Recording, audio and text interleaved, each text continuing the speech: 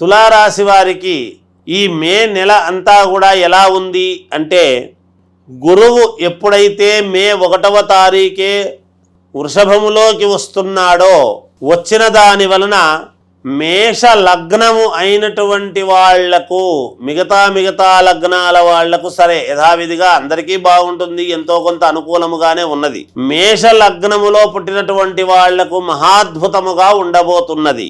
ఇక అందరికి విషయానికి వచ్చేటప్పటికీ గ్రహ సంచారము కొంతవరకు బాగుంది. కొన్ని సమస్యలు అనేటువంటివి వచ్చినా వాటిని చాలా విజయవంతముగా ఎదుర్కొనేటువంటి విధంగా ఉంటుంది. దీర్ఘకాలికంగా ఉండేటువంటి అనారోగ్యమైనటువంటి బాధలు అనేటువంటి ఈ మాసములో పోతాయిగాక.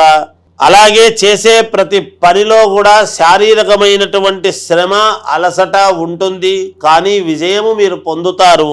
సమయానికి నిద్ర ఆహారాలు లేకుండా పని మీద శ్రద్ధతో ఈ పని ఎలాగైనా సరే నేను పూర్తి చేసుకోవాలి, నేను బాగుపడాలి, లేకపోతే చాలా ఇబ్బందులు వస్తాయి, నేను చాలా కాలం నుండి కొన్ని ఇబ్బందులు పడుతున్నాను, ఇప్పుడు పడకూడదు అనేటువంటి ఒక దృఢ సంకల్పముతో ముందుకు సాగడం అనేటువంటిది జరుగుతుంది గాక. మీరు ఆకస్మిక గృహ మార్పులు అనేటువంటివి చేస్తారు. గృహములో నివాసము ఉండేటువంటి ఇంటిలో ఆకస్మిక మార్పులు చేస్తారు గాక.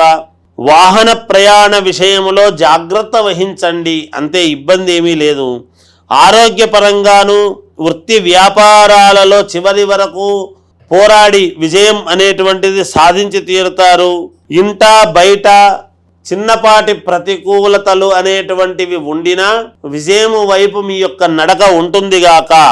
ఆరోగ్య విషయాలలో కొంత ఉపశమనము కలుగుతుంది. సంతాన విషయాల్లో కీలకమైనటువంటి నిర్ణయాలు తీసుకొని తీరుతారు. మీరు మీ యొక్క సంతానం విషయంలో ఒక నిర్ణయానికి రావటం అనేటువంటిది జరుగుతుంది, తద్వారా మేలు జరుగుతుంది గాక. ఏది ఏమైనా వ్యక్తిగతమైనటువంటి జాతకాలను పరిశీలన చేసుకోండి. ఇంకా మంచి ఫలితాలు మెరుగైనటువంటివి మేము సాధించుకోవాలి అని గనక మీరు అనుకుంటే అమ్మవారిని ఆరాధించండి.